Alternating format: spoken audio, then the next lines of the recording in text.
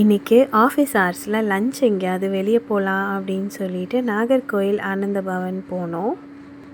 ஆக்சுவலாக எங்களுக்கு இது வாக்கபிள் டிஸ்டன்ஸில் தான் இருக்குது. ஸோ எப்போல்லாம் இந்த மாதிரி குவைட்டாக ஒரு பிளேஸில் போய் சாப்பிட்ணுன்னு தோணுமோ அப்போல்லாம் இங்கே வந்துடுவோம். இந்த மாதிரி டொமேட்டோ சூப் ஆர்டர் பண்ணியிருந்தோம்.